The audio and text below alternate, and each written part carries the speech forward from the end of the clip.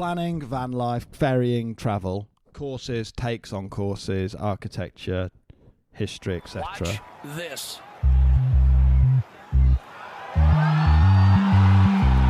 No way!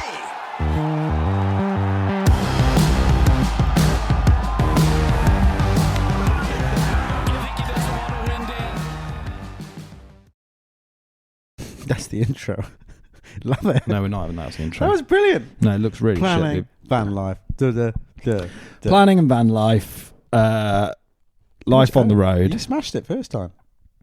Courses and takes. Our golf. That feels like a pretty good running order. Thomas, welcome back to the Cookie Jar Golf Podcast. It's a pleasure to have you on here. I like to make a guest appearance every now and again. Feel like a missed van life. Feel like moving back into the house has been a bit weird. There's too many rooms, too much space. Yeah, we're probably 5 days back. Yeah. 5 days since finishing our trip. We have actually already recorded this podcast, but decided to throw it out and start again because it basically spanned 3 different locations, all of which had something wrong with them. So we first was on the ferry when we were outside the crash and the kids were running around going mental. And then we moved to a place that was near a toilet and you could hear the hand dryer. And then you had the announcer in Gaelic announcing that we were coming into Ullapool and that you needed to get back to your cars. So look, it's all right having a little bit of background noise to add some colour to proceedings, but I felt like it was just quite a chaotic pod. And if I'm honest, when we had about 12 hours sleep over 5 days, we were pretty much running on empty. So why did we have 12 hours sleep? What did we do? Okay, so what have we done? So we had a 5-day trip up into Scotland. I suppose the genesis behind that trip was a piece of work for FootJoy to help them with some content for their upcoming Harris Tweed collaborative launch over the Open, which was a huge honour for us to get to do that with them. That will no doubt be coming to a screen near you at some point. But then, rather than just go to the Isle of Harris and do some stuff with Harris Tweed, which would have been sensible, which would have been the sensible play, why don't we turn this into a 5-day mega monster, 8-course, live in a van, go and see all these little quote unquote honesty 9 box. course? 8 courses we played. There was going to be 10. Oh no, so we didn't play. All right, yeah. Yeah, so it's going to be 8. So, and I guess from there, now we will talk about the courses we played, but I think first off, it's important to talk about the logistics and planning around that. So the Isle of Harris, for anybody not in front of Google Maps or not familiar with the area, is the most northerly island connected with Lewis in the Outer Hebrides. It's an extremely remote part of the world, and we wanted to play some golf on the way up, but the logistics behind this were really tough. We obviously had the camper van, and I think this is a big part of it. So hopefully this tour pod will cover a little bit about the logistics of and getting around these places. We'll talk about the courses, and we will absolutely talk about the golf and everything. But I want to first kind of talk about how we arrived at the itinerary we did, because you can't really just set out and say these are the courses I'm playing.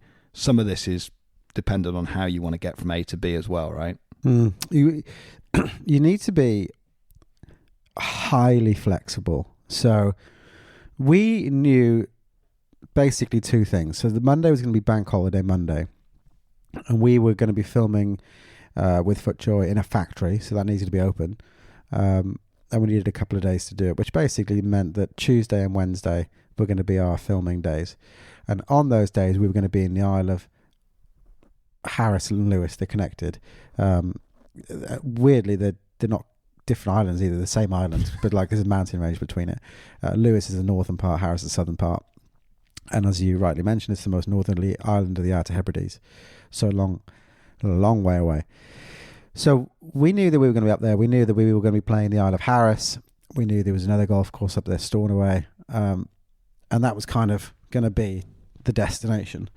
Once you got the destination, it's kind of like, how do we get there? How do we fit the rest in? So we kind of worked out that if Tuesday, Wednesday, we were going to be on the Isle of Harris, then Monday we could do Uist, south and north, again connected, but more by bridges and things, that one actually, Uist, which meant the night, so that was the Monday. Sunday, that meant we could be somewhere like Machrahanish.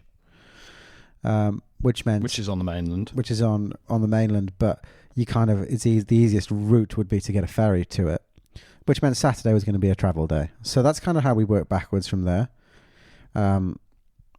We ideally, in a perfect world, wanted to drive up to somewhere in Ayrshire, catch a ferry to Arran, play Shiskin, which Arran is an island, play Shiskin, catch another ferry across to Machrahanish, and that probably would have been somewhere in the order of 8 to 9 hours worth of travel with a break of Shiskin in the middle. Planning this is the Calmac ferries, huge shout out to Calmac. They didn't do anything wrong by us, but it's not the easiest website to kind of use. And it's atrociously unreliable as well. And so apparently, yeah, for context, everywhere we went, the fleet of the Calmac ferries is creaking, the service is hit and miss, the tides can be heavy. So the reliability of getting from A to B on these days is not there. Like, this is not like getting a flight. And flights get cancelled. It is just not as regularly as ferries get cancelled. Like, these things get regular. Like, people we were seeing at the ports were like, oh yeah, our ferry got cancelled yesterday, so we just had to sit in a hotel last night. That was like pretty commonplace in the islands. The islanders are absolutely up in arms. And we'll come on to that shortly. I hadn't prepared myself for quite how complicated all that was. I assumed this would be a pretty well-oiled machine, because these places are totally dependent on ferry travel, and it's just hit and miss. And everyone's messaging you going, "This is a shit show at the moment." So long story short, we couldn't get to Arran. Like, you can't drive a car on the Arran ferry. I couldn't work out why we couldn't get to Arran. So I was on the Calmac website, and there appeared to me to be ferries running, but every time I tried to book it, they just wouldn't let me. So I was like, it appears like I could go to Arran, but I just physically, it won't let me do it. So again, Machrahanish is on the Mulligan Tyre. It's on the mainland, but in order to get to it, we now had to drive the best part of 10 hours, because we had to drive Loch Lomond from and back down Birmingham, from Bromsgrove, up basically the spine of the country, go through England, go into Scotland, then past Glasgow, up past Loch Lomond, all the way up the length of Loch Lomond, north, and then as soon as you get past this sort of crook in the sea, where the I don't know what the whole thing is, but where the Mulligan Tyre's on, you then sort of turn around and drive 4 hours south. Well, a peninsula. Yeah, well, and it's something. It's certainly something. So we just basically it added about 5 hours of drive, or 4 hours of drive, to our trip, and we couldn't play Shiskin, which is. But we had really an itinerary then, or at that point. So, with the exception of golf on the way up on the Saturday, the plan is to drive up on the Saturday, stay in Machrahanish Saturday night, and then Sunday we're going to play Machrahanish in the morning, Dunaverty in the afternoon, then drive 5 hours up to Traigh. No. Then drive 5 hours to Malig. Stay over. We were going to stay in Malig, which basically is a port. So we were going to get a ferry from this port across to Loch Boisdale, which is on South Uist. Play Askernish. Drive north, play Benbecula. Stay near Benbecula, then catch a ferry in the morning, go across, and we're on Harris. So that was Harris and Stornoway. That was a very, very broad Stornoway to Ullapool, and then drive down from the broad very, itinerary. Very north. Yeah, we didn't know where Traigh was at this point, so I think we'll add some colour onto this as we go through. But we're staying in the camper van, so I'd not done that before. I had preparations, plans around how that. Because we had like so many pairs of golf shoes, camera equipment, golf bags. I feel like if we had none of that, it would be quite a simple endeavour. So we had all of our golf kit, which obviously they're quite big with the golf bags. We were doing some work on FootJoy shoes, so we had a couple of pairs of FootJoy shoes we were photographing. We had our own shoes, overnight bags for 5 days, lighting, camera kit, gimbals, probe lens, drones, plural. And yeah, we had to pack all that up, and we decided. I think first of all, we need to give a huge thank you to Brewdog, because we decided that to fit all this in, we we couldn't do our usual trick of getting absolutely polaxed every time we go somewhere. So I said to you that, look, I'm just not in the market for boozing on this trip because, first of all, the sheer volume of driving. Second of all... Yeah, it's a really important piece of work. You want to be sharp for that. And also, like, the propensity for leaving stuff behind at a place was very high. It's tenfold when you're hungover. And it's exactly. And also, it's irretrievable once it's there. Like I remember Holland. Do you remember when I left my laptop and camera because I was just giddy as a kipper at Eindhoven? And then you're like, oh shit, I've got no camera and laptop now, and that's like a real big problem. That's a problem you can't fix when you're on Harris and you've realised that you've left it at Machrahanish. That's a real big problem. We had enough problems to deal with exactly in the grand scheme of things.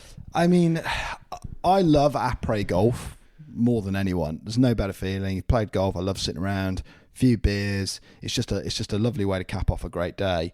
But it wasn't the ticket. So, given the fact, I'm very lucky. Played golf with the FD, a Brewdog, great guy, good golfer as well. Very good golfer.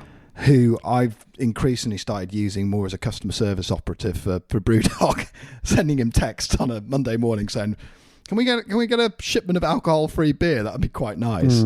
So we should say a special thank you. We had the van absolutely stocked with 48 beer. tins. It's all of a sudden this trip has become like one big rolling midlife crisis. Like it wasn't it? The whole thing was just one big. You've got two blokes, middle-aged, driving to play woke golf courses in a camper van, drinking alcohol-free beer. There was threats of going swimming in the sea. Doing ice baths is your new niche little fad thing you're doing.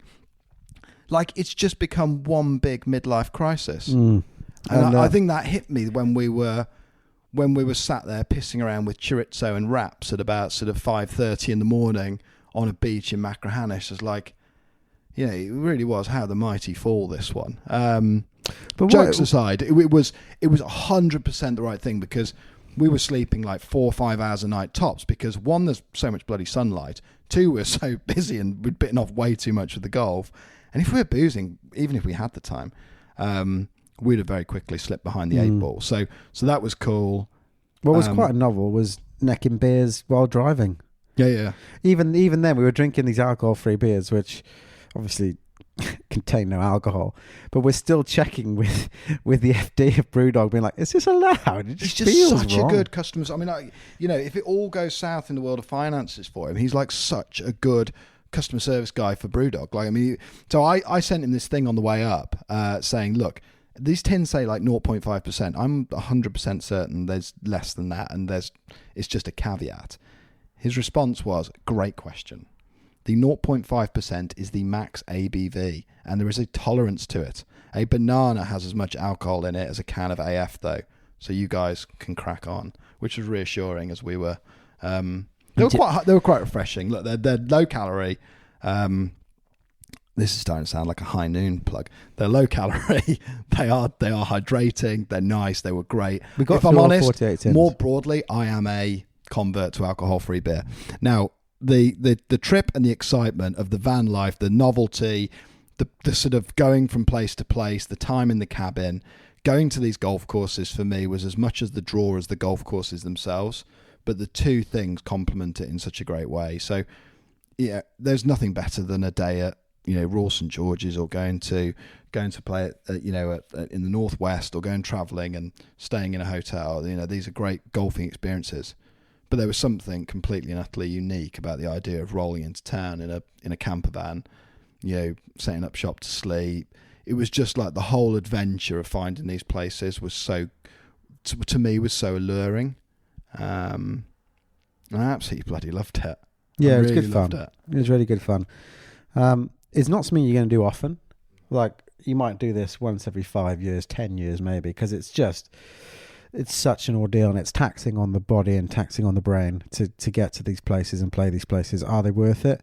100%. Like, anyone who's got any interest in history and architecture is going to adore going to Machrahanish and adore going to Askernish and adore going to Harris, the Isle of Harris, and even Stornoway had a little bit of, je ne sais quoi in terms of mega Cypress Point vibes. Yeah, it was like, it was a cool place to play golf, and it's kind of it's they say travel broadens the mind, and it was amazing to see all these places, and more importantly, to understand and learn about ourselves when we're faced with adversity. Which I'm sure we'll get onto. Which is plentiful throughout the trip. Scotland's weird though, isn't it? You go and play golf in Ireland, you go and play golf in other parts of the world, and there are some like stunning backdrops. I would say Scotland by and large is not a stunning place to go and play golf. You play the ancient links of... Oh, I'd really push back on that. Oh, I'd say in comparison to where we'd been recently. So my exception being where we've just been, really. That's why I'm teeing up. No, I know, but I think even like the mainstream has got some really lovely... Yeah, they're not... I'm not saying that they're not pretty. They're nice. Like, I wouldn't say playing golf in Fife is just mesmeric views. It's not what it's all about. The towns are beautiful. The ancient links, superb. Like the golf, like there's... I'm not putting it down, just to be 100% clear. But I wasn't prepped for quite how staggering the views would be on Kintyre, that drive up to Malig, the Isle of Harris. Like, it remains to me the most breathtaking scenery I've ever seen. Well, I found... I spoke to the guys at FootJoy about... I said, I've got a problem. I said, I think we've got some really good footage. You're going to be happy with it.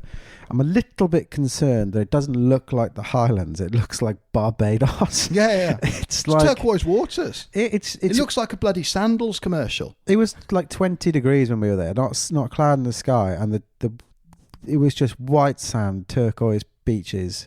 It was like... Honestly, I think it doesn't. Apart from the fact there are some mountains in the background, it doesn't look at all like how I would expect Scotland to be. Ludicrous the weather, wasn't it?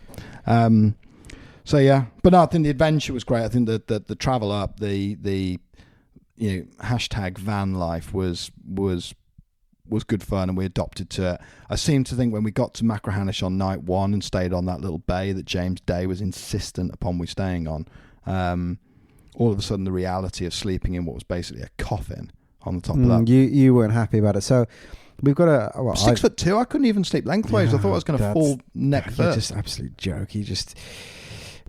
We're in a transporter, Volkswagen Transporter with a pop-up roof. So this is my van. So the downstairs bed, the bit that folds into a nice bed, big bed, that's mine. The presidential suite. Then there's the pop-up bed, which is for my kids, which I put Sam up.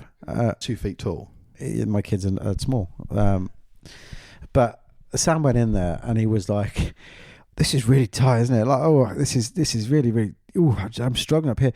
And then he was like moaning about it for like 5 minutes. I thought, well, he'll give up in a minute. And then I stupidly said, because we were on a little bit of like a decline, and in front of us where we'd parked was like rocks and the ocean. That's pretty much all that was left. And then Sam was up there panicking about the space of this sleeping area he had, and I was like, I really hope the handbrake holds up. And he's like, "Fuck this! I'm not staying here. No, I'm not doing it." So I'd have been going head first into the bloody rocky beach. I wasn't sure what being in a coffin was like until I got into the top deck, and I was pretty sure once I'd done that. I quite liked it up there. Once you'd offered me the presidential, I was quite happy with that. Actually, I quite liked it up in that little space. So on the way up, the missing piece of this puzzle is, where do we play on the way up? It's Saturday golf in Scotland is really hard to fix. Especially because the members' clubs in Scotland, membership in Scotland is invariably, not always, but invariably pretty reasonable. They got lots of members. That's their model. And they're busy playing memberships. Yeah, really busy. Lots of members. It's reasonable price golf. So people like to play golf, and it was a nice day. So it was really, really busy. And we managed to secure Southerness, which I've heard wonderful things about. Never been to Southerness. Mackenzie Ross. One of the most recently built links courses really in Scotland, because it's all around that sort of World War II sort of era. Mackenzie Ross obviously was pretty instrumental in really turning the Elsa course into the Elsa course that we recognise. That whole place at Turnberry was sort of requisitioned during the war and used as a runway. So he's kind of like a figure that's, I don't think, recognised enough. Like, it's really easy for us to look at the golden age greats, but Mackenzie Ross is pretty bloody good. Pretty important figure, particularly in that part of the world. I was really looking forward to seeing Southerness. Travelling up on there, get there, you sort of realise it's quite busy, and all of a sudden it's like, there's a lot of groups on their way up to Scotland using Southerness as a opportunity to break the journey up. It was by far and away the most voted for one. When we asked on our social media, like, where should we stop off on the way? Southerness and Silloth, but Southerness probably just about took it on the votes. I played with the Sec, funnily enough, a couple of years ago, fired him a message, and he very kindly said, "Oh, look, I can probably get you out at this time." I think there's a few things here. We were concerned about bank holiday traffic, so we left abnormally early. We left Bromsgrove at 5 a.m, which put us at Southerness probably an hour and a half before our tea time. So we were already kicking our heels a bit at Southerness because we just got there. We'd got there early. I don't know how Southerness works, but it's been a Saturday, and there were lots of visitors because we spoke to them. I would imagine that the morning was rammed with members, and then they opened up some visitor tea times in the afternoon, would be my guess. So we were kicking our heels around for like an hour and a half, had some breakfast, and eventually got off at 1 o'clock. Yeah, about something like 12 o'clock. Yeah, 12 o'clock, 1 o'clock. It was just a little slow, wasn't it? And I think, that was the point where we'd realised we'd maybe bitten off too much, because we were hoping to see Carradale before sunset, and we needed to then get to a beach. And Google Maps just kept telling us how long the drives were, and it was like, we were panicking. I think we had another Five 5.5 hours to drive from Southerness. I really wanted to see Carradale. And I really wanted to see Southerness, and this is where it was really hard, because Southerness I'll have more of an opportunity to visit in the future, and it's not as obviously as remote and hard to get to. But we teed off as a 2-ball. There was a few 4-balls in front of us. We were stood on the 5th tee box at Southerness, and at that point I think we were an hour and 10 in, hour and 15, and we were actually waiting with the group in front, who were waiting for the group in front of them to finish on the fairway, and it was like, there's just no way we can get this done. It was quite sad. Just doing the maths, weren't you? And it was like, it was a bit of a shame, because I really want to see Southerness. So there's 100% we're going to go back and hopefully play there and see the full 18. What we saw of it was lovely. It's a tight golf course. Like, it's really known for being tricky, and everywhere in the last few weeks has burnt off a little bit. So it's playing very fiery. There's a lot of gorse. Everything's quite narrow. It was very windy. I remember, that was the first time I was playing Persimmon, because one of the big things in here was our tour that we were playing. I was going to play Persimmon and Blades, and that was going to act as the handicap differential in our overall tour match, which we'll come on to. And I think some of that tightness with the gorse compounds itself then, where you've got lost balls, you've got groups of 4 looking for golf balls. That leads to slow play. And look, I think for what it's worth, if we had a 3-hour round, we'd have still been chasing our tail for Carradale. So I think we'd have, because we do play quickly, and I think we'd have factored in, like, we'd get somewhere, we would play it, and in 3.5 hours later we'd be back on the road. Naive, really. Which, we got there, we had to wait an hour and a half, then we were an hour and a half through 5 holes, and it was like, okay. I'm pretty sure that's the last time we waited on a shot all tour. I agree with that, yeah. I think that could be the Stornoway, perhaps. That was it. I mean, that is crazy. So we then drive, lovely little drive, going up to Carradale. I'd just seen pictures of people playing. It looked like one of those 9-holers that you pitch up to. I knew absolutely nothing about the club history. I knew nothing about the architecture. I knew nothing about the place at all. Other than it's a 9-holer somewhere out near Machrahanish. Quick Google, so it's like 10 miles away, which is fine. 10 miles away from Machrahanish. Let's sling by there and go and play some golf. Didn't realise it's tucked in a part of the world which is almost inaccessible by road. Took a hell of a long time to get over those bumpy roads. But when we got there, it was totally. I thought Carradale miles were long until I went to Harris, and Harris miles are like really, really, really long. But like, we're like chipping down this sort of this national speed limit road, and it's like saying we've got 10 miles left or 15 miles left, and we're traveling like 40 miles an hour, and it's saying, you're going to be there in an hour. Like, it literally makes no sense. And then with about 10, 12 miles to go, you cut off onto this single track road for 12-ish miles. And then you realise, like, you can't really go above sort of 10, 15 miles an hour, because it's so windy, and you could meet someone, and it just, the road surface was good. It wasn't like single, like, dirt track, but the road surface was good, but you just couldn't go fast. And it's all uphill, down dale. Finally got to Carradale, to what was possibly the greatest welcome I've ever received. Well, we by got anyone, there. Ever. I'm kind of half expecting that at 7 o'clock on a Saturday night, we're going to be pop a bit of cash in the honesty box, jump on the first tee, waz round, say we've enjoyed it, and blast off. And then when you got there, the clubhouse was heaving. They'd had a scramble, and it was like, I don't think it's licensed there, so I think they all had like tins of Tennants and, you know, Guinness and wine and stuff up there. It was buzzing. Like, all the membership were completely half cut. They were battered. Yeah, it was all brilliant. of them were battered. But it wasn't battered. And walked like in, and I was like, oh, hey guys, who do we see about? Like, I'd love to play the course. We've driven like 10 hours to come here. I'd really like to play this. And they just couldn't have been more welcoming. But it wasn't battered like, what are you doing here? It was battered like, oh my God, someone's come to play. This is so good. Yeah. And, you know, and they were just amped. They were so proud of it. And I thought, it's all going to be guys that live in a village that just come up and play 9 holes here. But there's a load of dudes that live in Glasgow. They're like, oh yeah, we just drive down here 4 hours to play our golf because it's just brilliant fun and we love it. And the welcome there was absolutely mega. You were like, oh, I could really buy into this. I'm not mega, like, this seems sound really big-headed, but not mega because we were there to film it or photograph it. It was just mega that people had gone to visit it. They were chuffed that more people would, like, hearing of it and wanted to play it. And, you know, we that was our first kind of thing into honesty boxes. Which aren't a thing. Yeah, honesty bank transfer. Yeah. It's a dishonesty bank transfer. Well, in some cases, dishonesty. So bank you've transfer. got this situation where the honesty box culture that, you know, there's a book up above your head there as we're recording this, you know, Golf on the Rocks, which I think was like the first sort of seminal work on these Outer Hebrides, you know, people who drive around and play these honesty box courses. And I think there's a real big romanticism around depositing a tenner in a box and heading out with a pencil bag. And without putting too much of a dampener on it, it's not really like that, because these clubs are trying to manage on extremely modest budgets.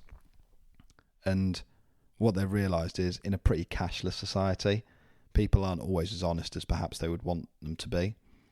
And they're missing out on quite a bit of green fee. So what they're trying to do is do more and more of like just actual visitor booking, which makes sense. It's easier. It's way easier for them to manage. We did some bank transfers, all of that sort of stuff.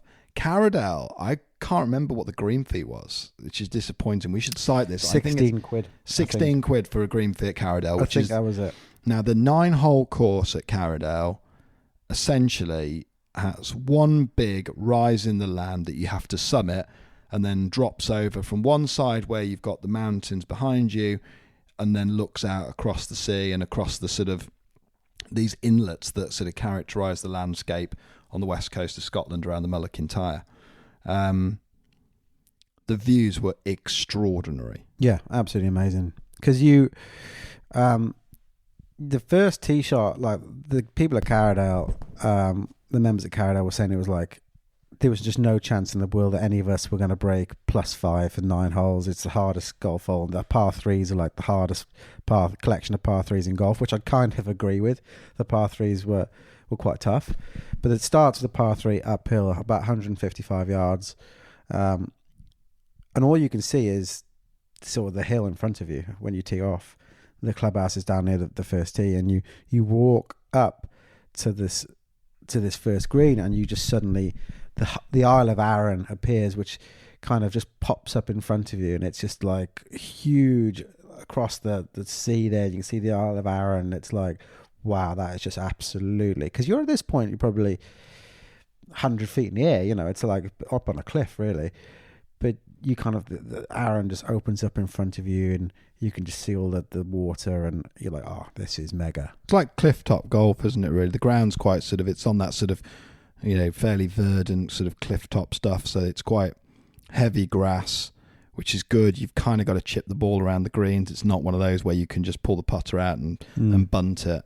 Some of the holes there were really good. 2 remains a candidate for one of the great holes of the tour.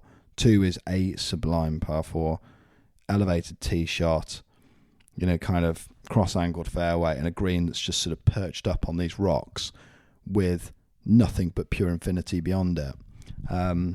It's a magical golf hole. All these greens are tiny.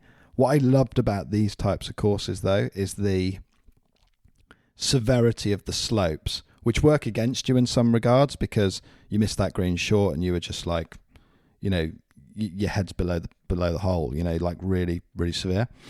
But there's loads of good like kickboards and stuff and like kickers at the back of the green or on the sides that you can use. They're very provocative slopes. They're very small greens, but there's nothing more rewarding. Like if I had played that second again, you can fire it at the back of the green and it's going to just bounce back at the pin.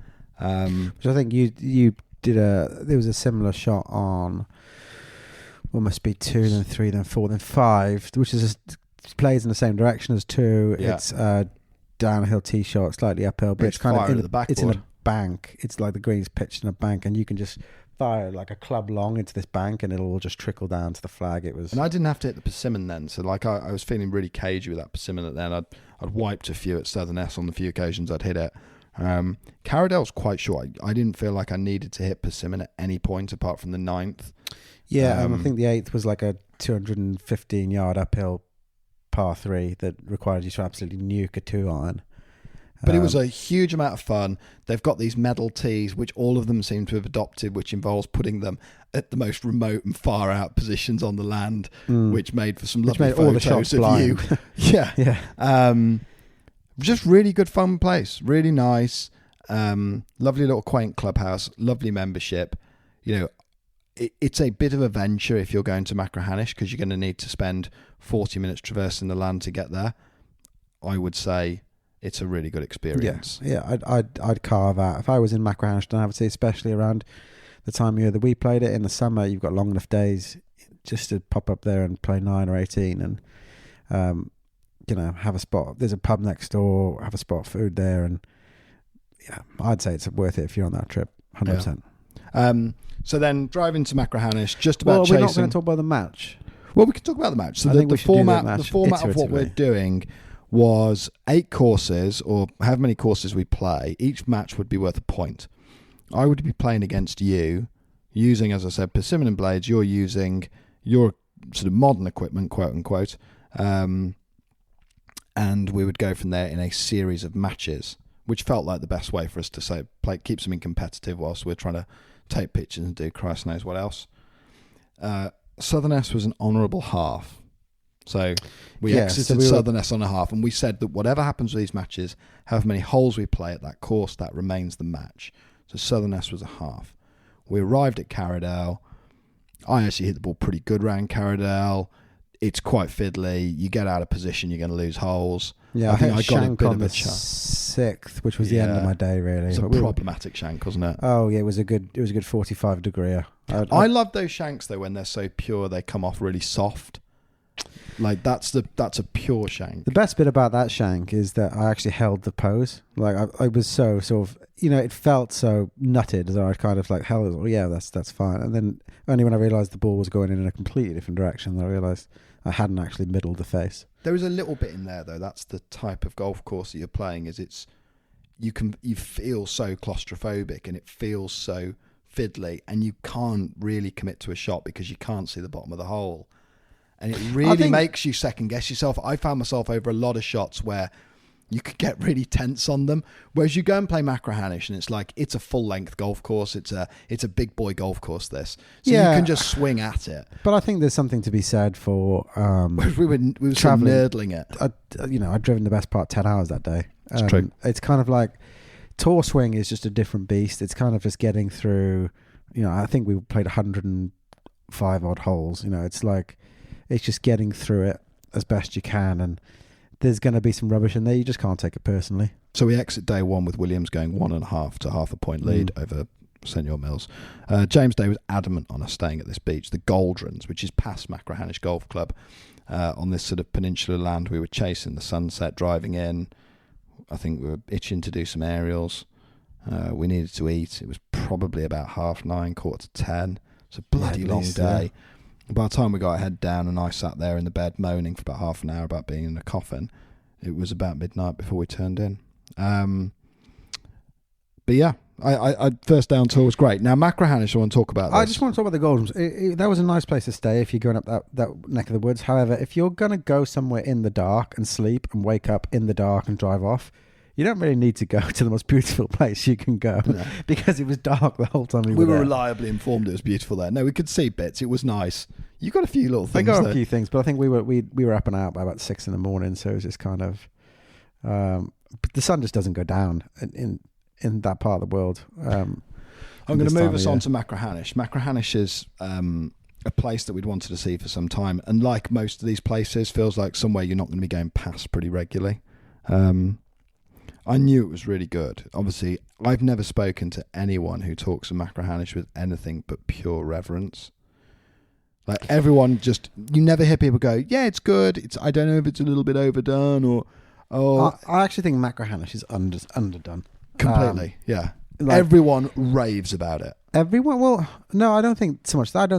I don't really hear people raving about it. Like I hear people talk about, you often see the first hole on social media and it's sort of a cape hole and it's sort of a semi-difficult drive. It's not actually a difficult drive. Like I've flared one out on a really safe line. It wasn't flared, it was just straight, but it's just on a really, really safe line. And I was on the 18th fairway and I still had a 4-iron in. It's like, it's intimidating if you don't get the ball off the floor, but if you can get the ball in the air, it's not that hard to drive. And that's all I'd heard about the golf course. So I was kind of like, okay, this is the infamous hole, that first hole, you play it.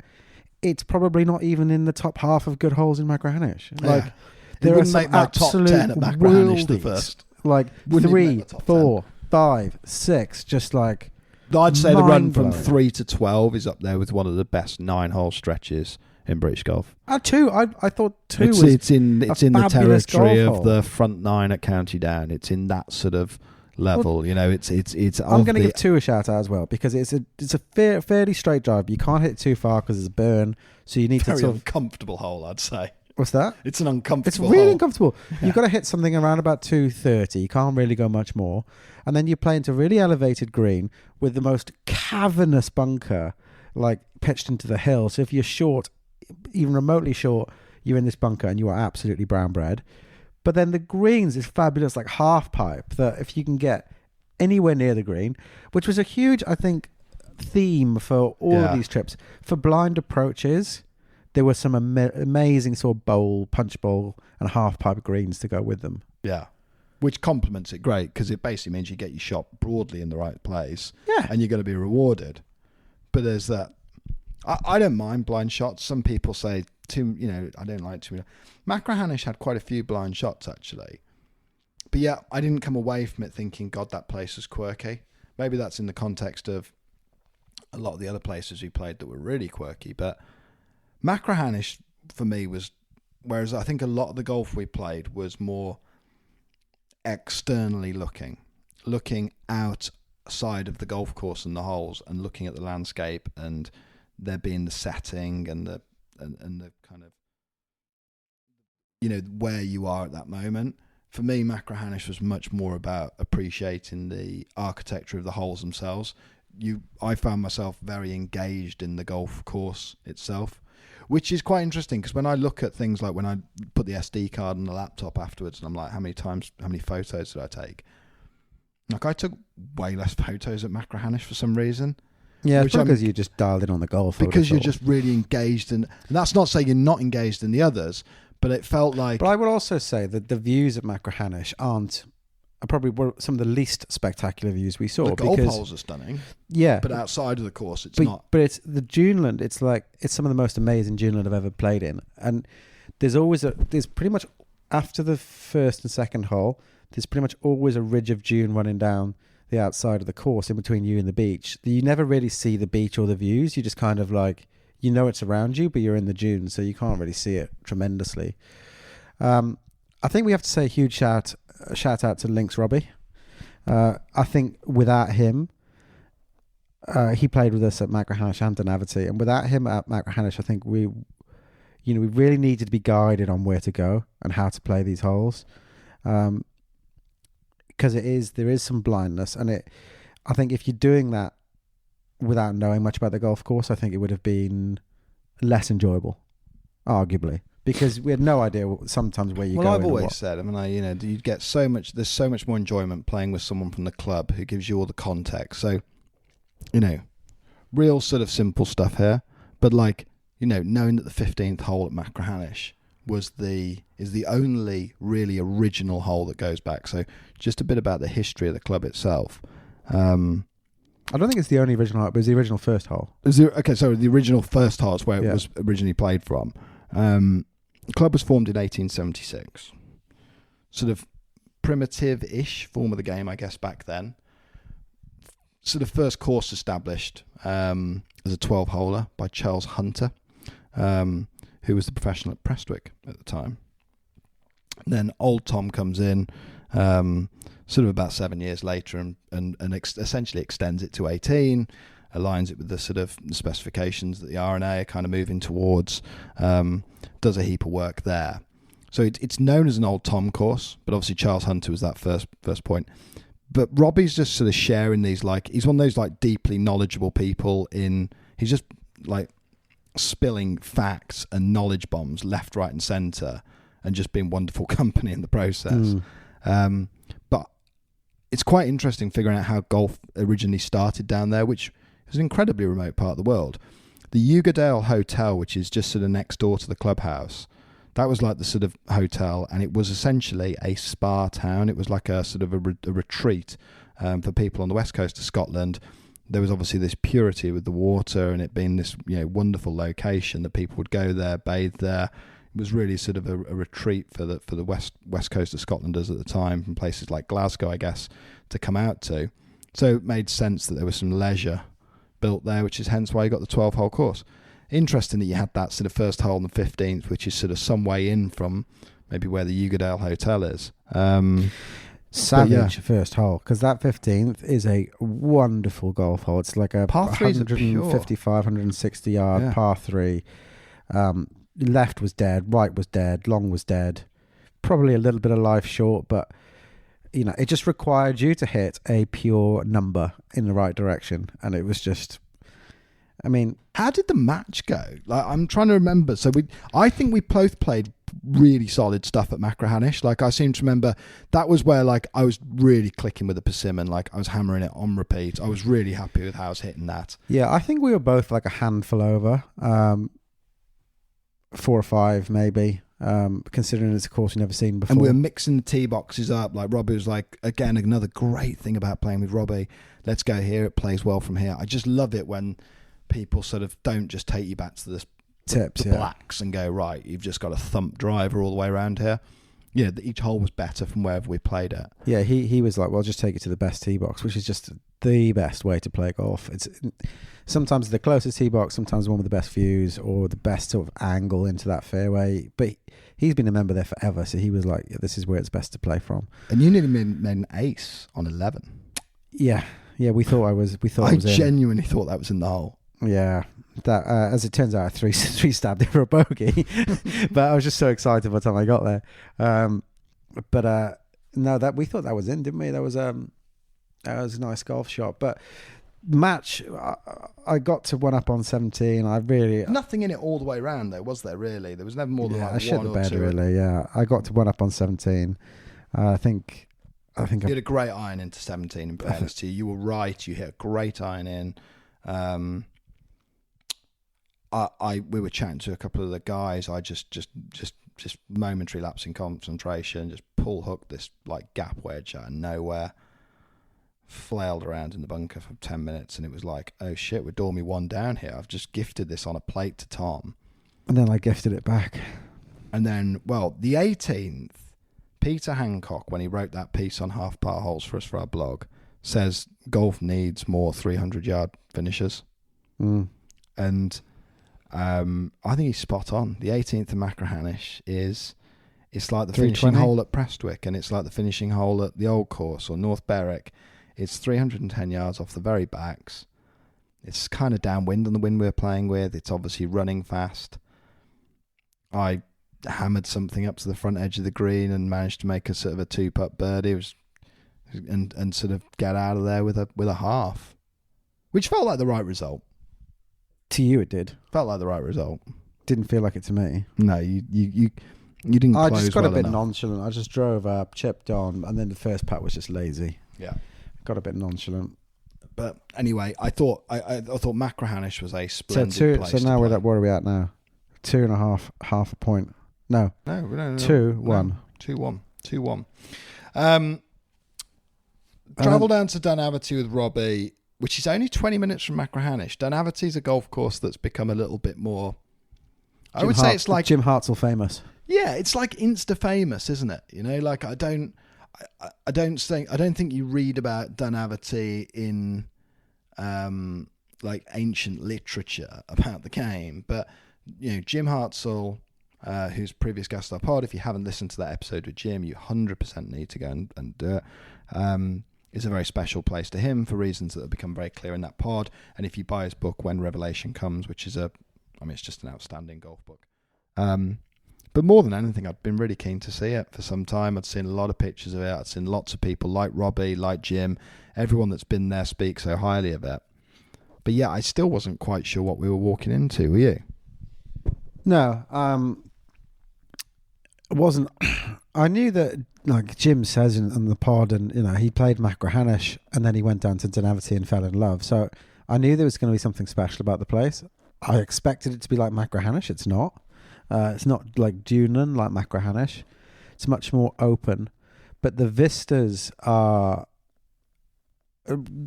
jaw-dropping, absolutely jaw-dropping. It's a lot flatter land.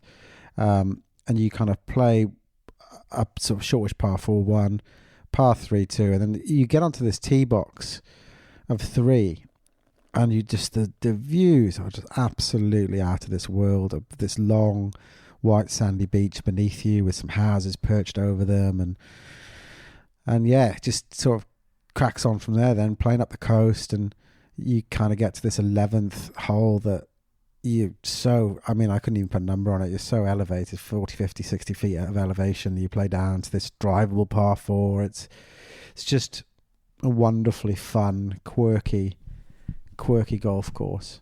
Golf needs more places like Dunaverty. The game would be so much better for more readily accessible 5,000 yard, quite quirky golf courses. The severity of the punch bowl on 4. The fact that, you know, you get that anything within 30 yards of the green, you're going to have a 10-foot putt for birdie. It's extremely fun. You know, the extremity of holes like 5, where you're playing that short boundary par 4, where you just, you know, really you should just play at the green, but, you know, you psychologist, you want to play 45 degrees away from the sea. It's terrifying. The reachable par 4s of holes like, I'm going to butcher this now, I think it would be the 9th, the 11th. There's a lot of really reachable par 4s. It's just a huge amount of fun. The site has got a bit of history to it, which again Robbie was only too keen to share with us. But it's the site of like some enormous massacre, I believe. So I think there's a lot of heritage to this part of the world. I'm pretty sure the bay it was like some sort of fortifications there housed Robert the Bruce for a period of time. Oh, really? I know that they were saying like the MacDonald clan like slaughtered 300 men on the beach, just slit their throats, just like it was. So it is famous Scots for the savage, warring man. clans in 1647, which culminated in the surrender and subsequent massacre of 300 strong royalist garrison by the besieging Covenanters.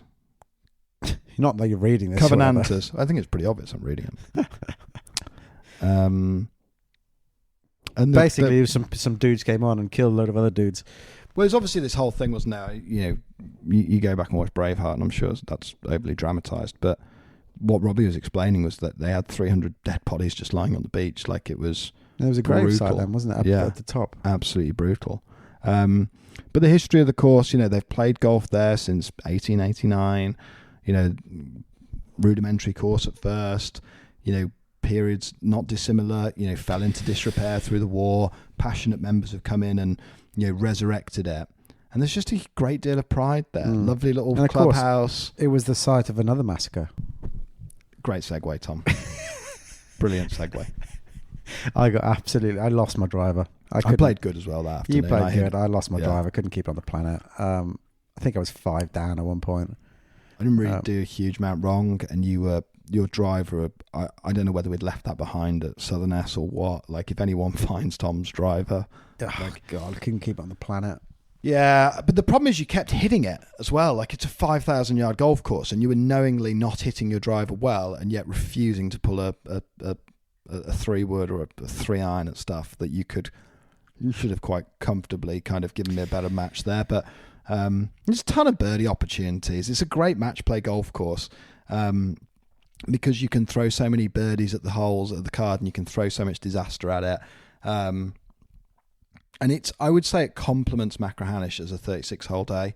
Oh, it's one of the great 36. I can't speak for Mac Dunes, but I'd say it's one of the great 36-hole days because you've got that morning of like, there's a real sense of occasion at both, but properly sense of occasion at Machrahanish. You're like coming off there going, wow, that was incredible.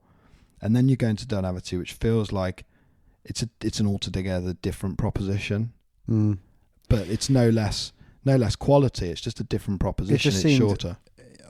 I think way more for no reason whatsoever, and this is no slight on anybody, but Machrahanish, you felt a bit on show, a bit on ceremony, a bit.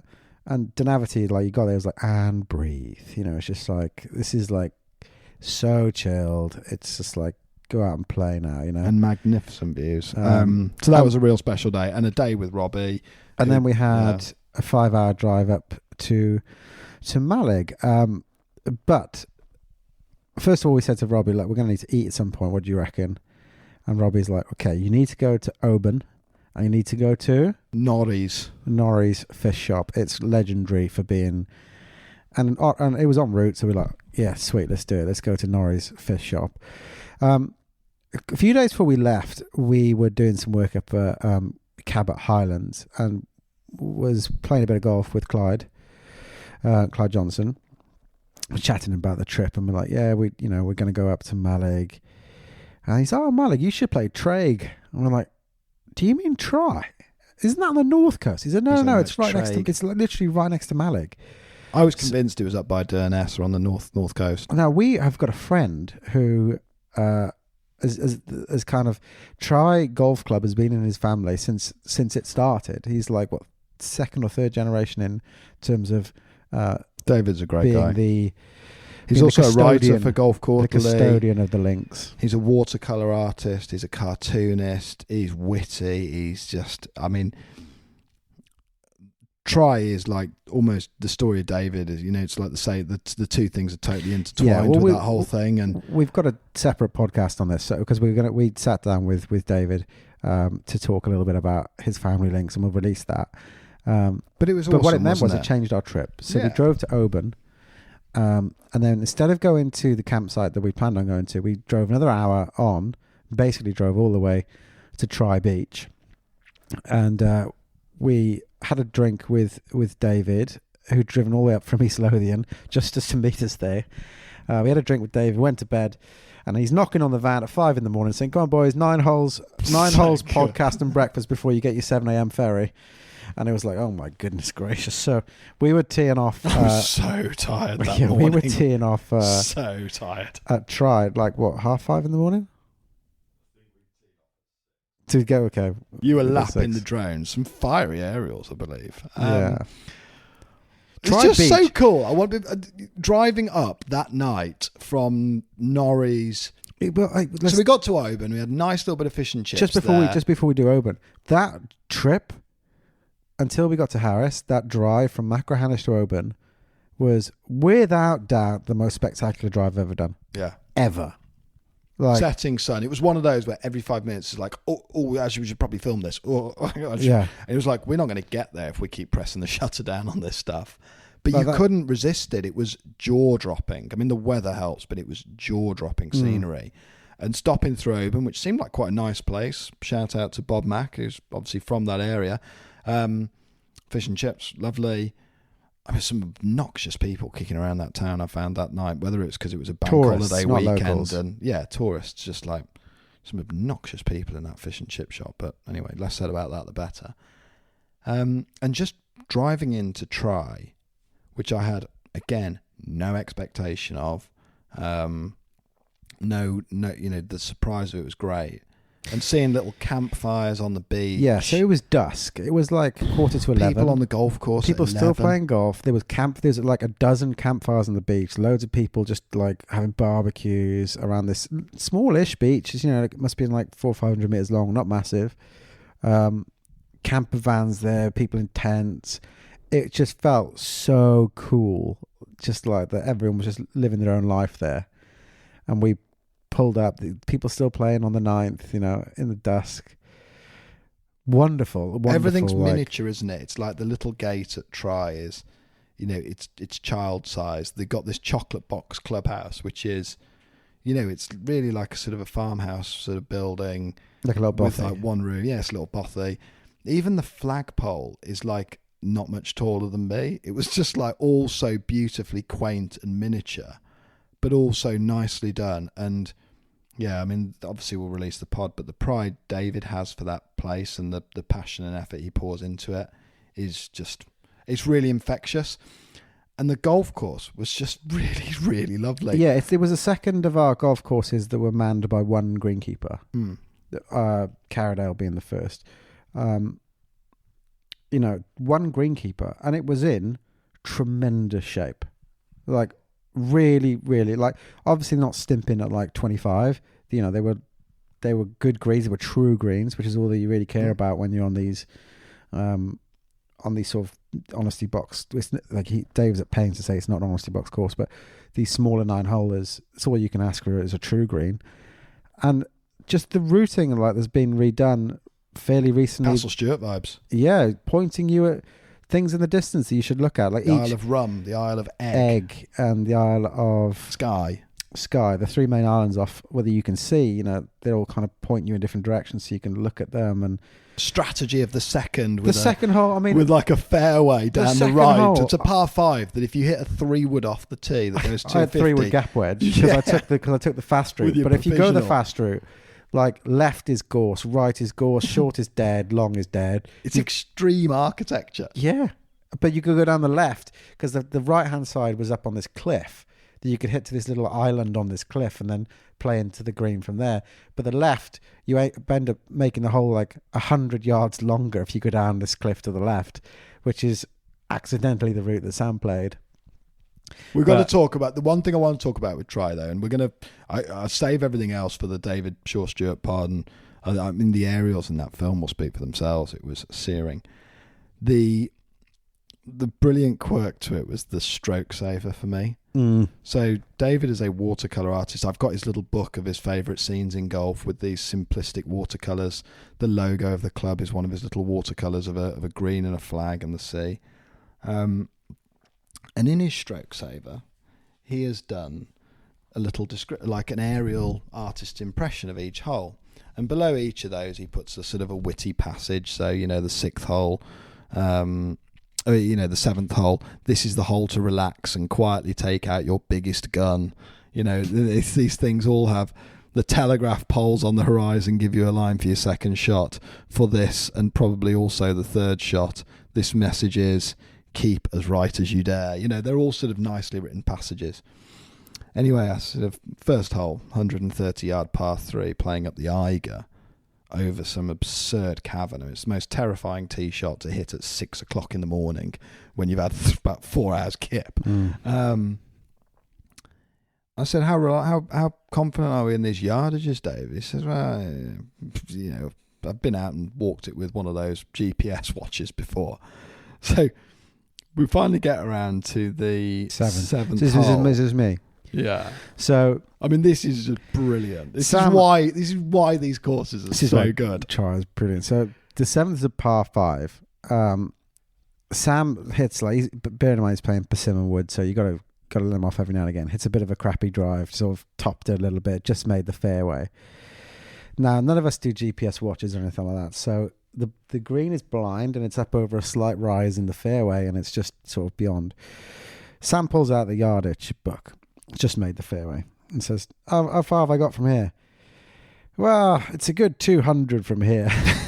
He's like, 200? I've only just made the fairway. So I can get there. He's like, well, you don't really want to get there, but yeah, I suppose you could get there if you tried. So now Sam, I've stepped on a 4-iron. I've hit absolute pure. Hits a 4-iron. Which is about a 210-yard shot, maybe uphill. But like, you get there, you're thinking, well, it's going to be... I'm one down in the match at this point, or maybe even level. I think I was one down. So I'm thinking, right, I can get one back here. I've hit a good drive down there.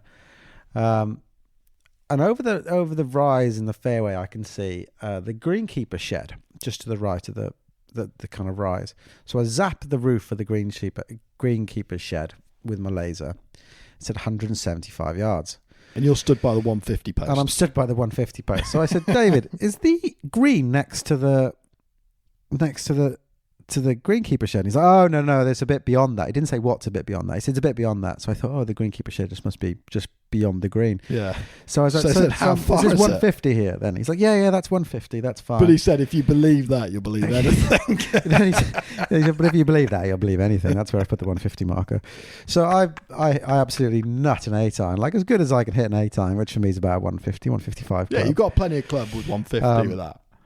Get there. I'm basically 15 yards short of the greenkeeper that I've just lasered, and about yards. 45 yards short of the green. I was like, Dave, what's going on? He's like, oh, but the thing about 150 markers, they have to go on a curve. I always think we should put them further forward. The whole yardages thing in this book is a complete and utter work of It's fiction. fabrication. But it adds so much to the charm of the whole place. It's just absolutely brilliant. sensational. Thing is, you're not playing those things with card in hand thinking like, oh, I really hope my WHS goes down today. It's like I'm playing match play against you, and of course, never seen like we're all faced with the same problems, the same things we can't and can see. So It's 4,900 yards. The course record, that's if you loop it twice. par 68, is 1 under par. Yeah, and they've had some good golfers there. Yeah, really good players. I think a Walker Cup players got the current course record at 1 under. Huge amount of fun. Traigh was the one that stole our hearts. It did steal our hearts, for sure. And then we went It and was got so our lovely. first Calmac ferry, so there was a little bit of nervousness, it's fair to say. So we did a about this. quick pod with David, which we'll release after this, and we shot up to Malig to get our ferry. So we jumped on which was fine. As we leave in, David calls Sam and says, look, I don't want to alarm you, but I noticed where you were parked, there's a bit of oil underneath the road. We thought, all right, okay, this could be a problem. So we get on the ferry. That was largely uneventful, apart from hearing from people that said their ferry was cancelled yesterday and the day before, and we thought, oh goodness. So we managed to get on it. It was fine. Dropped us off at South Uist, and then the first of the real trepidation started when we knew we possibly had an oil leak, and now you're in the Outer Hebrides. So what do you do? Mm-hmm. So we tried to go to a petrol station just to get some oil, and then we were driving to these petrol stations, and they're like 1920s self pump, like sign rusted. on it saying expecting diesel delivery. It's like, what? I mean, the best part was, it's funny because when I rang David, we're going to Malig on the mainland to Traigh, and he's like, now Sam, you need to know you can't get any petrol around Traigh for miles and miles around. If you're filling up, you need to go to Fort William, otherwise you're buggered. I said, have they got petrol on the island of Uist? And he's like, bloody hope so, because otherwise they're completely snookered. They're a bit snookered, aren't they? It's so funny. But you get there, there's just nothing. It was very bizarre. And we tracked down like the only mechanic on the island who seemed to be only speaking Gaelic, despite having a completely fluent receptionist in English. We were sort of being gestured towards some oil to buy. We bought the oil and were encouraged, mainly through body language after an hour or so, that it was like, keep on an your eye on way, it. You're just okay. keep an eye on it and you'll be all right, and sort of limp your way around the islands. And So we pulled bought into- 2 litres of oil just to keep us, Yeah. topped up if we needed it. We didn't do anything with it because the philosophy was, because you can't over oil an engine, is my understanding. Now, the best bit about this is you and I are experts in Fuck yeah. engines. Yeah. We've got no understanding of engines whatsoever. So apparently putting too much oil is also a bad thing. So we thought, well, let's wait till the light comes on and then we'll just top up some oil. That Two seems to make blokes on sense. some midlife crisis expedition around the Outer Hebrides quickly realising they're out their depth, I think. Massively out If of that depth. van went wrong, it's pretty embarrassing to admit this on the air, but I can literally bet I can't change a tyre. I drive an electric car. I didn't know how to use a dipstick. You know what I mean? When you were like, how do you get the dipstick out of the engine? I knew we didn't have a high level of motoring IQ between us. No. Because I knew that one. So anyway, we did that. We were on our way. You nearly got the car stuck on the bloody rolling roads in the garage. The whole thing was a sodding mess for an hour or two. But then we got to Askernish, and you said the match at Traigh. honourable half, just to let you know. I keep forgetting the results. This is the whole point of it, though, right? Yeah. The fact that the results of the golf is so secondary shows you how engaged you are in the whole story and the places you're going. But having been one up at Traigh, I won the 9th when I lost. No, in fact, yeah, you won 7, but then I took 8 back off you. Yeah, I lost a ball on 8 because I of blind just approach. yipped that tee shot. I was trying to do something like really crafty, holding it up and stuff. Yeah, I parred 9 for a half, so we're going to that 2.5, 1.5. Now, driving into Askernish. No, it's 3-1 now.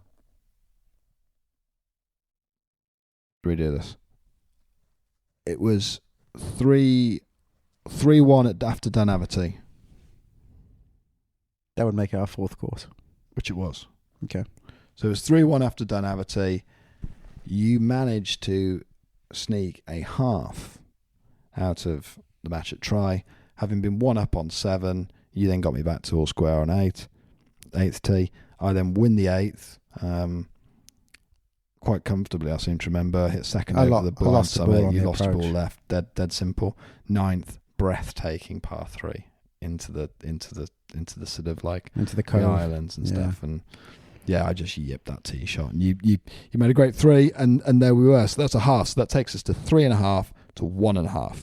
Now things are looking sad for me right now. Now Askernish, I'd been really excited to see. It's a pilgrimage for many golfers.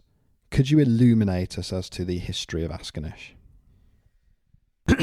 So Askernish, I am by no means an expert, but Askernish is an old Tom course, was an old Tom course that got lost over the passage of time.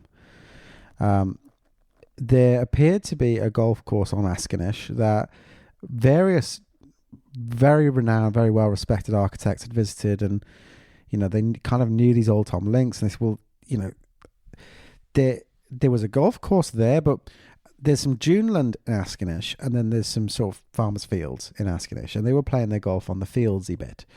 And I think Martin Ebert and Tom Dogan and a few other people had gone across, and they'd said, yeah, they might have had a golf course here, but it would not have been here. It would have been here in the dune. This is where old Tom would have put it.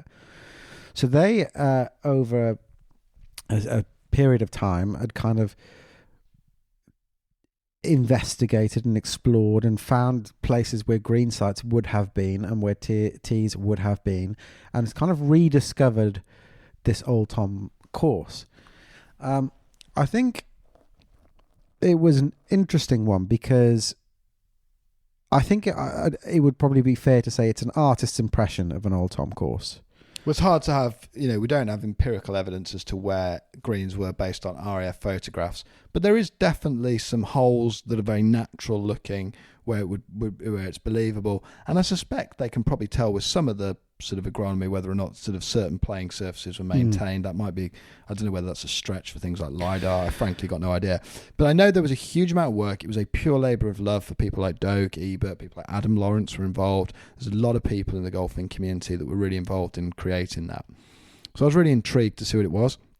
I know that the part of this is essentially maintaining this old Tom course in the manner to which this old Tom course would have been played as well. It's not, there's 1,800 people on Uist, is not a lot of cash. There's not big greenkeeping budgets. This hasn't got teams of, people out cutting grass all the time. So the rawness of it is absolutely part of the experience. I think, like for me, I think mainly because their names sound the same, I'd always boxed Machrahanish and Askernish up together. Like they're very similar courses.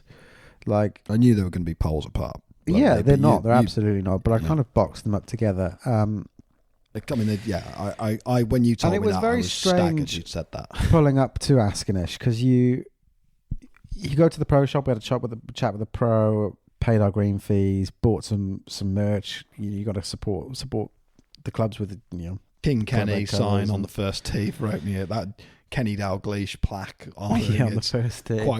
Quite remarkable. And the first 5 holes are just strange because they are basically in a field. You play. It's not a field, but it's very flat. There's a little bit of undulations around the greens. The fourth is quite an interesting green complex 5. Then you playing towards the duneland you can see in the distance, and then the 6th tee is the first point at which you get up onto the dune, the first of the dunes. It's par 5, kind of sort of that arcs its way around to the right, and you see this beach that is just, and this is no exaggeration, Pure. it is as far as the eye can see of just sand and water. Like, there's nothing that breaks up this sand and water There's left. nothing on There's it. nothing that breaks Nothing up on this it. sand It's and just water right. absolutely raw. Nothing there except puffins. Just puffins and seaweed. It was just amazing. Like, Askernish was a strange experience for me because I hadn't gone in with like crazy high expectations of the course. I'd gone in with a lot of curiosity as to what's driven, people like, Martin Ebert, Tom Doak spend a lot of time there. I came away feeling a little sad because there's been so much work to reinstate that. There's not many people on that island, and the gist we got from the club is there's not many people playing golf that are locals. So that in itself is sad. Well, they had said, so the pro had said to us the day before, and bearing in mind, like, it was Lovely like weather. 20 degrees. They had, Like, it 10 was one of the people playing. nicest days you're ever going to get in Uist. They had a medal the day before, and 10 people had played in it, which... But it's the reason for the sadness is it's so firmly dependent on the Calmac ferry service to that island, so that people can reliably travel from the mainland and through those islands, and put some money into that local economy. Be it international travellers, be it people from Scotland, UK, England, wherever, it doesn't matter. And 2 days after we get back, you see this announcement that Calmac have essentially banned that. Well, not banned it, but they've ceased that route for pretty much the whole month of June. Well, the route that we went on. Yeah, that Malig to Uist thing was like... So then most of the people on Uist were out protesting 2 days later. Because, Oh, bloody hell, really? yeah, and it's just sad because you've got this thing that's sat there that's quiet, and the pro was like, it's really quiet here, and you played the course, and it didn't feel abandoned, but all of a sudden the level of remoteness that we were in, it tipped over to me to a point of like, Eerie. we're just really It was a eerie. bit eerie. Now the golf course is great in terms of like there's like 9 or 10 holes, particularly in that sort of stretch of 7. 8 was a knockout par 4. It was a wonderful natural golf hole, and there's some brilliant holes, but it just felt like it's a really, really big piece of land. I felt, considering we'd only played 9 that morning, which given our run rate on this tour was not much golf, I felt exhausted having played Askernish. It felt like a really big walk, and I couldn't help but wondering what the long-term prospects are for it, simply because dire infrastructure to get to and from the mainland, and therefore money into that golf course, very low greenkeeping budget with one greenkeeper, seemingly limited interest from locals to play the course, and a site of what I'm guessing is 300 or 400 acres to maintain for one guy. I feel like the whole thing is like, it feels like they're heading to wind at the moment. It's like dead on, sort of into wind. Yeah. Nothing feels like that's going to be easy for them. And that's why I came away from there thinking, it's a little bit sad that. It doesn't feel like a really positive story on the ground. Yeah, what I would say is I've mentioned some negatives so far in terms of the first few holes are kind of uninspiring. You get to 7, 8, 9, 10, 11, literally all the way through to about 16 are just 9 like... could be the most unbelievably unfair but spectacular par 3 They're you've ever played. they're just outrageously good golf holes through this... Probably some of the most severe dunescape that we played that tour. It was like huge dunes. Like, is it 9, that par 3? Is it 9, that par 3? No, 9's the par 4, dog legs left, actually, isn't it? It's 10, isn't it? The 10. Par 3. It was... Perched on some absurd ridge from about 210 that you mean you're never going to be able to It hold may that have even green. been 11, actually, that par 3. But there's a par 3 that's somewhere around there. There's been... You have to let us off. There's a lot of holes. No, it is 11. It is 11. It's like 200 and... How many yards? You got it in front of you? No, it's about 200 yards. 200 yards across a huge cavern. Anything long, you're in the sea. Anything right, you're in the sea. Obviously, the cavern shore is dead. And where do you go? Well, you're like, okay, well, there's probably a miss left. Thing is, both of us aired on the side of left, and it goes down this pathway that goes down into the dunes, and you end up 40 feet below the green surface. It was the most beautiful golf hole. Incredibly extreme. I think Just impossible to play it. I don't know the ins and outs of the development. There was a lot of big walks between the holes. I felt like we were covering huge mileage. Like I remember coming off the 11th green, you walk sort of 5 minutes down to the 12th tee. You come off the 12th, which is this monster par 5, and you're walking, hiking up to a dune on the left. Then you play off the 13th green, you're hiking up to a dune on 14. And I was just doing this and thinking, shit, this is a hell of a lot of grass. Like, there's a lot of grass.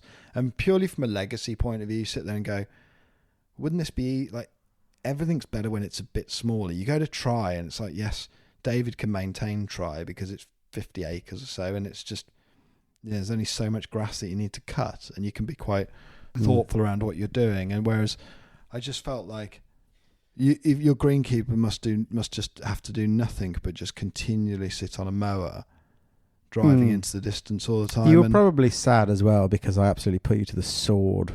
You played really well, Askernish. I didn't play that bad either. I seem to remember we both turned.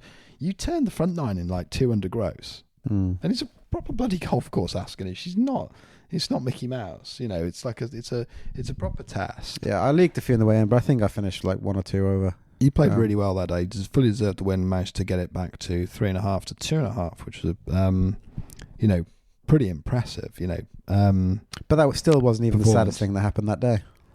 Well, ploughing the drone into a dune. What's the word of Ken Goodwin at Prestwick? You either go over it or go around it. Experience shows you going through it doesn't work. Doesn't really work. And same for drones, by the way. Well, the new drone would bought for the tour.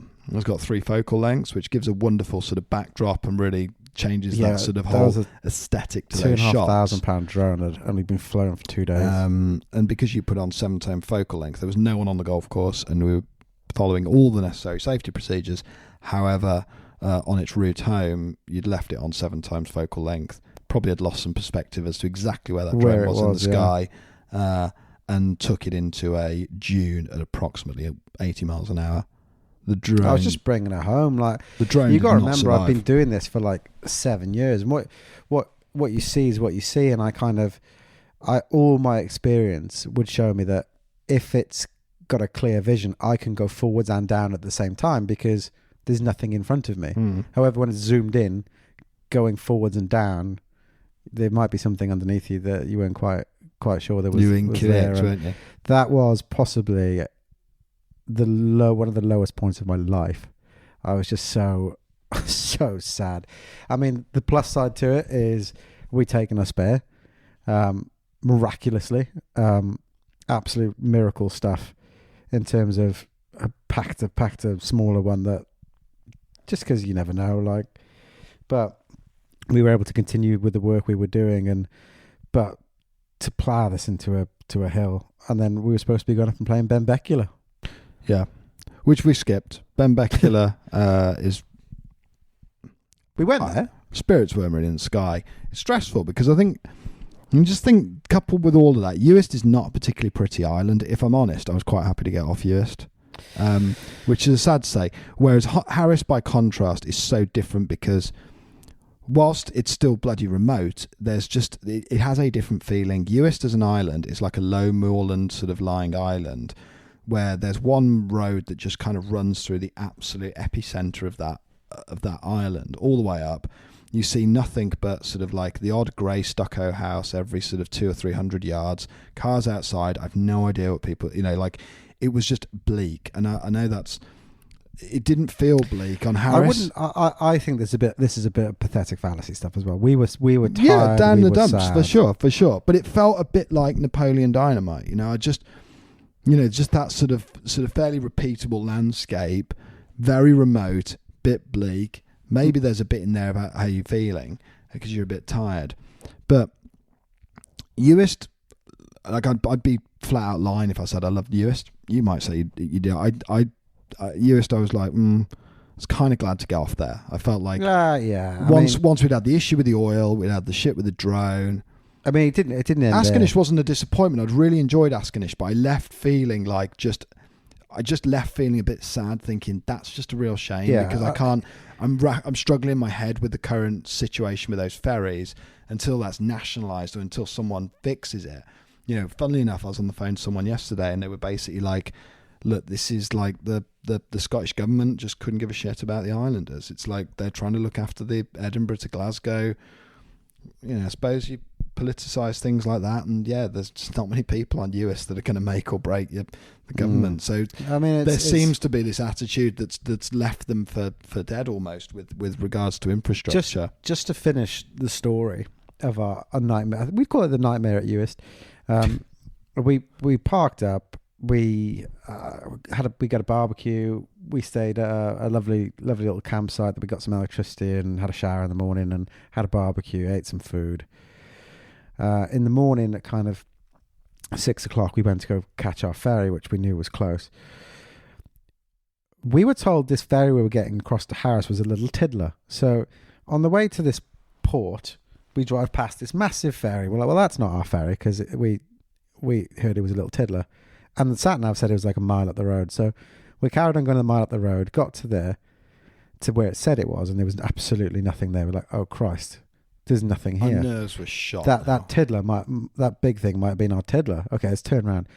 We turned around, went back to this ferry, the big thing that was our tiddler, and it starts pulling away from the port. And then we're like, holy fuck.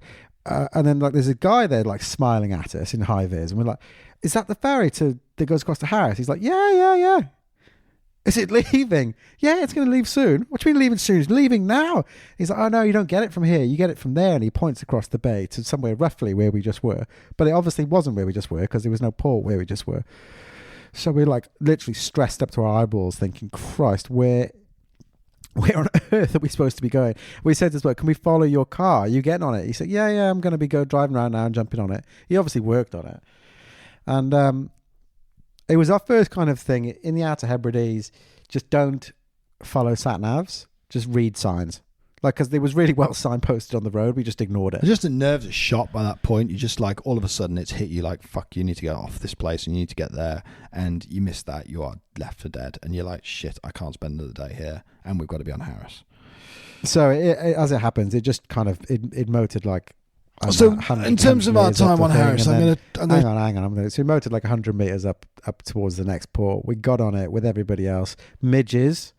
First time we saw them, last time we saw them, they really do go to town. Go there in August. I think they're everywhere. But we got on the ferry and we got to Harris, and Harris is just like breathtaking, jaw-dropping, like mind-blowing. Everything you can put, every adjective you can put. How we spend the rest of the time on this pod talking about this, I think I'd probably circle on Stornoway, which we played at the top of the island and played 13 holes. Stornoway was a lot of fun. It's like Stornoway's like really only the island in the only town on the islands really of any note. You know, it has an Argos and it seems to have more than one cafe, and it's got a Tesco and a co-op and a bank and a really big port. So Stornoway is like the metropolis of the Hebrides, and they have like an airport. I think they've got an airport. Yeah, and they've got a golf course. They've got like a golf club that's like what you'd expect to be like a normal sort of parkland inlandy golf club. Which we pitched up and played, and I think the guy said, just play as many holes as you want. You try and get over to this part. So we sort of made up a bit of a routing of like, I'm going to say 1 to 6. Then we played 8, 9, 10, 11, 12, 13, which comes back to the clubhouse because we only had a short break. And Stornoway was actually really enjoyable. Very quaint, it was not like links. It wasn't seaside golf. It wasn't architecturally great. Arguably, it was Heathland. They do say they're Heathland. There was small patches of heather. It was nice, wasn't it? It was just an enjoyable place to play golf. There was some nice, kind of interesting greens, some crazy stuff around the edges with some slopes. There's holes like one where it doglegs more than 90 degrees and you kind of have to hit a drive almost at the out of bounds and stop it a yard short so that you don't have on the far left so that you have an unobstructed view of the green.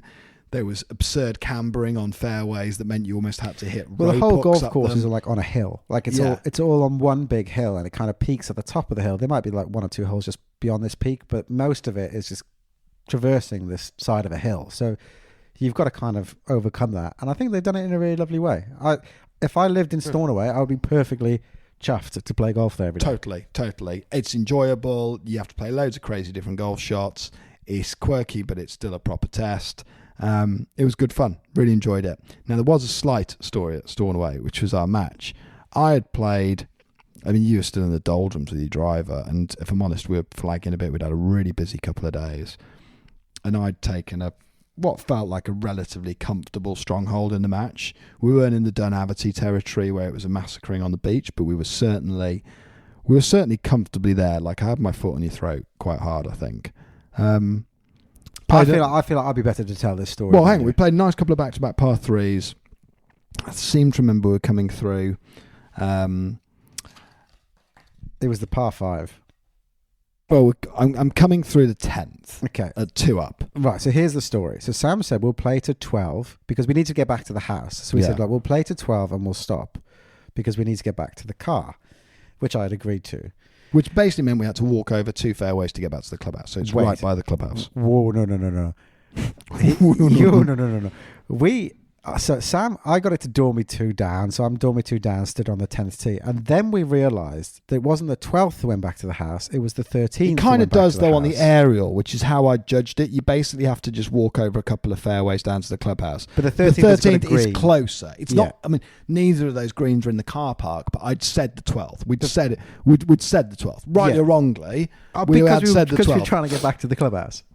And that's fine. And you also said to me, in fairness to you, Tom, you were like, oh, why don't we play to 13 because that's close to the clubhouse? And I was like, so I'm now 2 up with 3 to play rather than dormy 2. And you were like, yeah. I was like, fine, don't matter. Like, fine. 10. Then the unfolding happened. Well, exactly. It's not the 10th anyway, by the way. It is the 11th. The par 5. Yeah, so you're on the 11th tee, dormy 2 down. Okay. Yeah, so the 11th is the par 5. Yes. Yeah, so then we extended it to 3 holes, so then you were 2 down with 3 to play. Par 5. It's only ever had 2 recorded eagles, ever, because it's genuinely impossible. So the fairway cambers down this massive hill, and you need to dogleg left up the hill. So as you hit into the fairway, all it wants to do is repel your ball. You've got to hit a rope hook, 280 into the hill, with enough topspin to chase it up to get over that. And then you're otherwise you're going to fall down the hill and still have like 400 yards in where you're going to be heaving an 8 or a 9 over this copse of trees, which I thought had massive Cypress Point vibes. Mad Cypress Point vibes. Anyway, I hit a good drive. Sam gets repelled by the fairway. We're both down in front of the green, weren't we, in 2? We're like sort of down there somewhere. Yeah. You know? Both on in... Well, I was on in 3. You were just short in 3. And then you three staff from just off the front. And I 2-putt for par. So... We are now... So it's like, oh, okay. So all of a sudden I've gone from being dormy 2 down to 1 down with 2 to play, which is... That rarely happens in elite level amateur golf. Like, that really rarely happens. Yeah, that's so like, I was like, oh, okay, fine. Then you play 12, which is the hole we're going to finish on, which is like an absolute snap dog leg right. Again, on that same camber, because you're going back against where you played 11... So 12 is like same thing on the fairway cambering, except this time it's feeding extreme right to extreme left.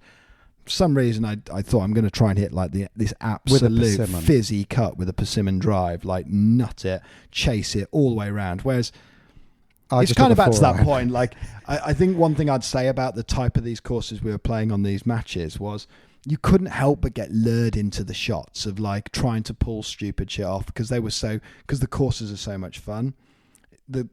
Whereas on paper I could have just plotted 6-iron down the left, wedge on, 2-putt. I went 4-iron wedge, 2-putt par. I did a drive into the abyss. I don't know whether it was an air shot or it came backwards, but I was having to play something out from a tree route, which I took a gouge at, and it seemed to finish like 6 inches behind where I'd swung at. So anyway, needless to say, that was done. We were all square. So then I was all square on the last, having been dormy 2 up.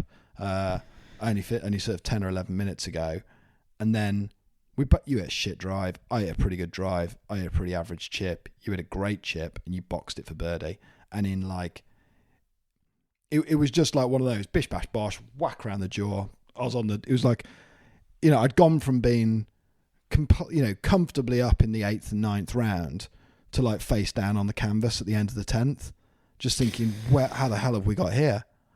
3.5 each, leaving Stornoway. 3.5 each, thinking, bloody hell, I was like 3-1 up at Traigh, and I was like 1 up going down the last. Like, I mean, this should have been an evisceration, and now it's 3.5 each.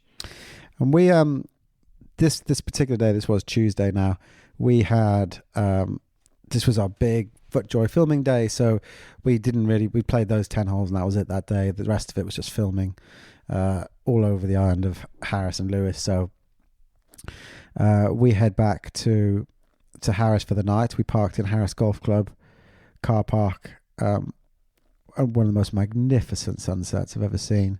You were wazzing that drone around for and fun. I was wazzing drone around, and we had some sort of burgery wrap thing that I'd seen on TikTok. We had some of those for tea out of the van, and woke up the next morning with a bit more filming to do at the Isle of Harris Golf Club for FootJoy, but we also had to finish our big important match. Now, you done loads of reading on the Isle of Harris Golf Club, and Sam Cooper saw that we were in Stornoway, and he was like genuinely horrified that the thought that we'd driven past Harris and we're never going to go back. Harris, I'd done obviously no research. I'd done a little bit of research, and I'd seen enough to know that this was like probably going to be the most remarkable 9-holer we played. And it easily lived up to being one of the most remarkable 9-holers I've ever played. It was. It's one of those where if you're ever up golf course, the Highlands, it's almost worth a day trip to Stornoway just to go to drive an hour and a half down to Harris to play it. I think it stands up at that level. 2 loops of that. And coincidentally, it's one of probably the easiest. If you there are flights to Stornoway from places in the UK. You can hop across to Stornoway. And Inverness flight to Stornoway, we know that. I don't know where else does, but I'm sure other places do. You can, drive down an hour south, play Harris. It's not the most inaccessible. It's not as hard to get to as Askernish, for instance. But Harris was just phenomenally routed. I know it's had a routing change, but I didn't notice it being horrendous. Like in terms of, I think they flipped the 5th hole around a bit. Do you want a bit of the history? Yeah. So basically, the course dates. There's credit evaluating here. The course dates to 1912 when Alec Marling, a golf professional in Aberdeen, made the journey to lay out a 9-hole golf course. It was reported that there were great golfing possibilities with excellent turf and an abundance of natural hazards. And in 1930, the club was established. Now, there's been periods of dormancy and periods of like disrepair, and the James Dunn, the head greenkeeper and sole greenkeeper at Harris, who we met there, who was just spending all day cutting the life out of grass, was just mega proud of this place, and you could just tell it was in a real purple patch of like good people around the club, good vibe, work on, just a real, almost the polar opposite story on the ground to Askernish. There was a lot of, it all just felt promising. A lot of traffic, a lot of people. Busy, loads of people driving down from Stornoway. We play our golf here. Lots of conviviality in the car park. It felt like a club. It didn't feel like a golfing facility that you just stumbled on. It felt it's like, oh shit, this is a proper thing. Like this is a bit of a lifeblood of the southern part of the island here. And the whole topography of the land is through dunes. It's just brilliant. The greens, it was on great sandy soil. They had quite a lot of fescue, so it was just nice. Fine grasses, greens. Wasn't it? It was like, really whereas the other ones grass. were like a bit more nappy, and because it's they were arguably the best. I mean, outside of Machrahanish, the best greens we played on all trip. Frightening. I kind of the opening gambit here is first is a 250-yard par 4 plunging 50 feet downhill. Where you can get to the green quite comfortably with a 2-iron for a reasonable hitter. Like but there's death everywhere. You then play the second as a sort of a cape par 4 with craggy rocks and a half pipe green that's so extreme. If you get it anywhere near the front, it's just going to sort of wobble its way either side of the half pipe and eventually come to rest some point near the flag. You then play another one up the hill to another half pipe green. 4 just comes alive with this like little flip wedge over this over this marker post to Blind par 3. huge punch bowl green. It turns out the greenkeepers essentially expanded the green probably threefold. What was a little punch bowl green is now an enormous punch bowl with 3 different punch bowls within it. I mean, it's bonkers. Yeah. Par 5 through the valley, 6 kicker sort of on the left of the green where you hit a 2-iron, it races round it onto the green. 7, 8 knockout par 3s, 9 stunning green. Like, wow. I was like jaw on the floor after 9 holes of that. 9 has got one of the great greens as well, the amphitheatre of. You play uphills like 360 yards, but plays like 450. Yeah. You play up this sort of this fairway to an amphitheatre green, and we decided the architecture's totally matched with the views as well. It's not like, because if you just didn't look at the golf course, you'd be like, bloody hell, this is probably the most impressive scenery I've ever seen on a golf course. This would absolutely be in the realms of Pebble Beach and Cypress Point for the actual views of the best. I mean, I've played Pebble Beach. It's better than Pebble Beach. He's 100% at that level in terms of the views. But then the quality of the holes themselves. If you had no views and it's just a bleak landscape, you would be waxing lyrical about the golf course. The two totally complemented each other. It's sensory overload, Harris, like complete and utter sensory overload. A bit weird. I've just said that it's better than the views are better than Pebble Beach, but. Genuinely, because you get this, been there. It's panoramic. Because you get this turquoise blue water, white sand, literally surrounded by at least 180 degrees, possibly more, by turquoise blue water. And in the distance, you've got kind of the other side of the island. So you've got these huge mountains, like mountains in the background that frame it all. It's just like, oh my goodness gracious, it's something special. But we had decided that because it was a 9 hole to finish, we would play 2 loops of this 9 hole to finish. I got a comfortable 2-up lead, did I, through the turn? I think you were 2 up through the turn, not for Which, for me. To be fair, felt like we could have been 3 or 4. Like, you'd chipped and putted, which was the whole narrative of your golf that tour. Was your tee to green golf was so poor, and yet we were coming down the stretch, and I was halving matches, thinking, how on earth am I halving? You chipping and putting was just absurd. You just relentlessly up and down. And that day at Harris was a complete farce. Like, you were losing golf balls on a course where I didn't think you could lose golf balls.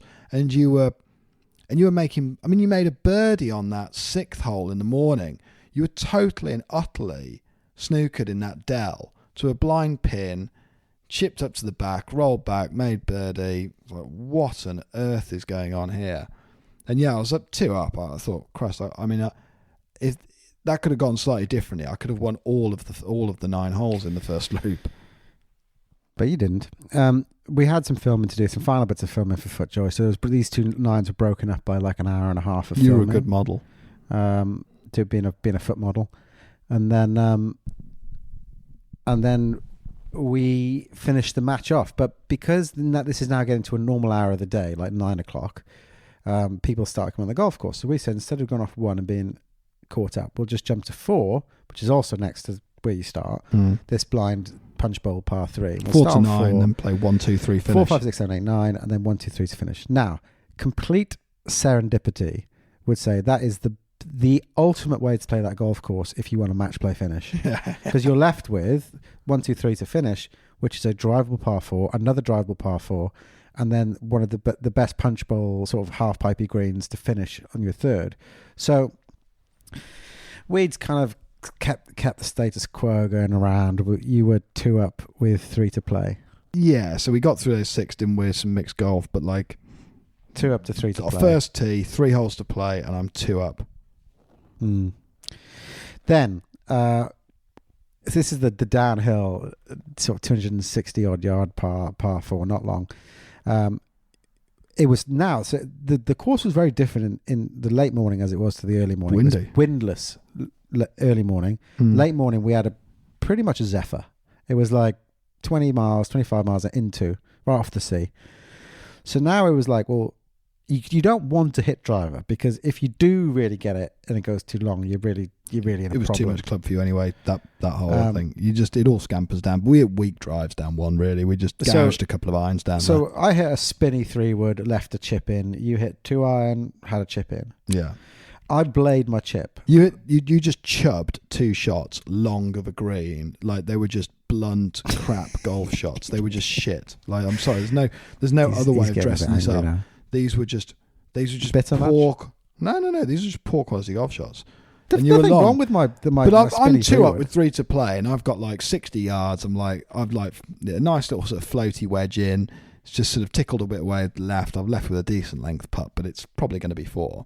You're long of the green with a bit of a scruffy lie, short-sided, and everything's quite quick, running downwind and stuff. And that chip you hit was of the highest order. How that stayed out was like beyond me. It wasn't even racing at the flag. Like, it just hit the flag and just finished on the edge. Like, I thought, shit, Christ, that would have been 1 down with 2 to play then. I roll the putts up whole side, nearly hole it. Okay, Dormy 2. Right, fine. Let's move on to the next. Now, this is where, playing these courses, it's irresistible to take the shots on. That par 4 is, I don't know, I've got the scorecard here somewhere. The second hole, from where we were playing, measures no more than 300 yards. I've got the persimmon, the wind's off the left, the hazard's off the left. You sort of just feel like, you know what, just wrap something up the right with a bit of draw. I couldn't resist going for the green. I should have really just hit a 7-iron and a wedge and just closed the match out, but I just couldn't do it. Choked it, pulled it left into the crap. First time, first real bad persimmon I'd hit for a couple of days, really. And you made a very casual 4 to pick up the win there. I didn't get up and down with a penalty shot, so... Because obviously I had the... But you hit another atrocious drive, didn't you? No, I didn't. You went for it, and we went into the sea. So I just took an iron up there, went iron, wedge, 2-putt, 1. So now it's Dormy 1 going up the last. Well, this was an atrocious tee shot. You then hit another atrocious golf shot, like it's off the planet right. Like we've just had reports that one of our cookie jar balls was found in Arran the other day, and there's a serious questions whether or not that was your drive. I mean, it was so poor. And I hit a pretty average 5-iron in the morning. You've got to clear this hummock, which is like a sort of a little dune thing in the middle of the hole. And when you get over that, you then have the view up to the green and this half pipe. So I was like, I don't want to cut it as finely as I did this morning. I'm going to hit a 4-iron. So I hit a really good 4-iron, absolutely nuked this thing. Somehow it came to rest on some like hideous rough slope in the middle of the fairway.